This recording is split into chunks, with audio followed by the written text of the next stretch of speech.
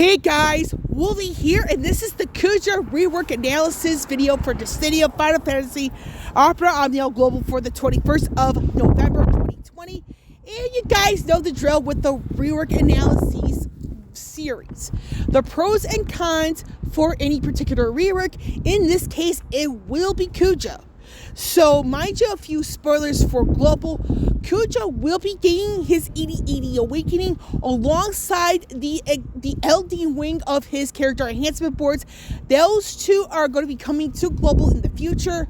So with that, you guys know the drill, the pros and cons of the secondary rework. And if, for this case, if Kuja were to get a third rework, where could that go? So with that, I'll have links tied to the Tomberry Troop and the Cydia database website in the description below. And the usual disclaimer, any opinion in this video is my opinion and my opinion only. So we're going to be starting off with the Ultimate Bahamut Banner 1. This does have information on his LD and first weapon. So like I just said, his LD weapon does come back. So for those who miss out for any reason, you do have another chance coming up in the near future. So we're going to go over the information pertaining to both the burst and LD weapons in its respective form. So this is the ability called Flare Star. This is the finishing burst for Kuja. So this is what you see here.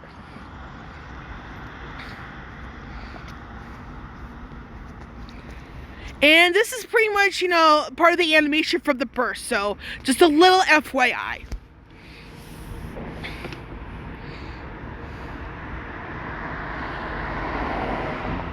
Now, excuse me. Now, this is the LD ability. The weapon name is called Elemental Cores, and then the LD ability itself is called Seraphic Star. This is the information pre-ML being the weapon.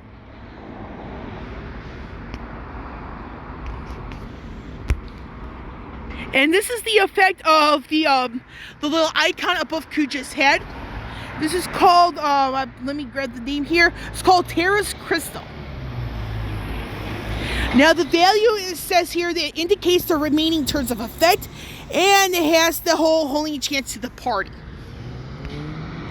So both the LD and the burst weapon do provide some format of the holding chance to at least, let me see here. Let me see what this says here. So yeah, with the LD and the burst, you do have means to grant the holy element to the entire party. So with that, we're going to close this real quickly. We're going to jump into the 1 out of 3, 2 out of 3, 3 out of 3 sort of thing. So this is the information you see here.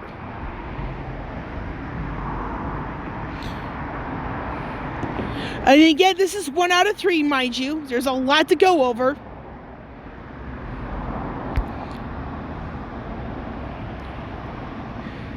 This is 2 out of 3 and 3 out of 3.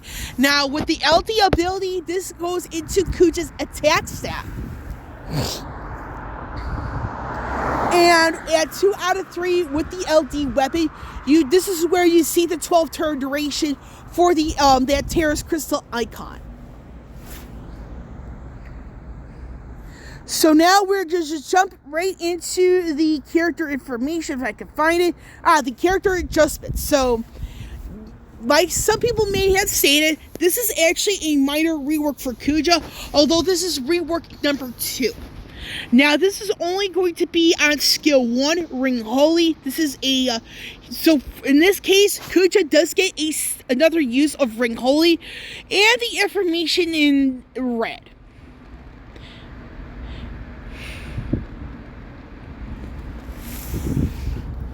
So now, with Kuja, what's good about this rework and what's bad? Now, I have to be 100% here, and I'm kind of disappointed with this particular rework because, yes, it's minor, but it does very little to address the longevity. And I honestly feel that with Kuja, granted, he can dish out a ton of damage. But the biggest problem this comes with is that he is quite reliant, in my personal opinion, on his burst weapon and his LD weapon because of the amount of uses altogether, without those two. If you look at skill 1, which is 9 uses, skill 2, which is 6 uses, and your additional ability, that's 1. So you have 10 of skill 1, 7 of skill 2. Unfortunately, this does little to help Kuja's case instead of the longer fights. And by that, and because of the whole thing with the LD and the burst, it's like the burst, it gives characters one more use of skill 1, skill 2, the additional ability, and the LD ability. So with Kuja being one of those who needs to have all of his weapon passives, the fact that he doesn't have much going on in sense of longevity really, really hurts him. And it's one of those characters that's like, if you ever have him along for any reason, is to end the fight as quickly as possible because he doesn't have a whole lot in sense of skill uses, and you have to really micromanage him on all across the board. And sadly, having 3 uses of the LD is not enough. I mean, this is not much good I can really say about this. I mean, outside of the fact that he's one of those characters where you need to have everything for him. This is the same thing, this is the same issue that Noctis has, is that you need to have all the weapon passives in order for Noctis himself to be of any use. So, I mean, it is what it is, but the one thing that does save Kuja is the fact that, yeah, he dishes out a lot of damage. The fact that he can end fights really quickly because of it. So on that, I'm going to go to the third rework predictions. Where could that go? Now, the thing is with Kuja, in the sense of if they were to give him a third rework, they need to address the longevity. Because when you look at some of the upcoming characters who has a second rework coming up, like Celeste, Terra, Y'shtola, those 3 are given we're given the means to address some of their longevity issues. Terra especially. Terra, I mean, and this is the reason why I say this is because of the stuff that came along from JP. Meaning that Terra's second rework that comes along with her 80 Awakening, her burst and LD weapons, they addressed a ton of her longevity issues. And for the most part, fixed it. Y'shtola. And mind you, some of the stuff I'm saying is spoilers for Global. With Y'shtola, she now gets more uses of skill 2. And in addition to that, she has more ways to HP heal the party.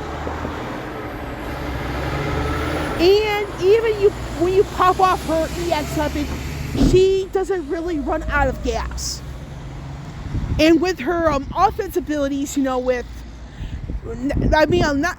could argue this with skill 1, but with her LD and the tweak she's given to her Brave and HP attack, she's freaking amazing in my personal opinion. And then with Celeste, it's like for her role, she has more ways to taunt the opponents. I mean, honestly, with Kuja, it's just like he should have been given something, to help with the longevity, not hurt it. And unfortunately on JP, like I said, he does get his 80 Awakening and the LD wing to his character enhancement boards, but the issue of the longevity remains, in my personal opinion. And that in itself is heartbreaking. As much as of a cool character he is. Now, another thing I will say though, and this is a pro, is that he has a sustainable way for the Holy Enchant for the entire party. So this is what really helps him. But I do wish they give him something to help with the longevity, because unfortunately, in my personal, I had to pause the video there for real quick. So unfortunately, he doesn't have enough skill uses to really be of use in the longer fights. So this is something that unfortunately has to be addressed at some point. So with that, I should be taking a break from, recording some stuff for a little while. I may do some RWBY stuff in the near future. So that is that on that. With Wolvie here signing off. I will catch you all on the flip side.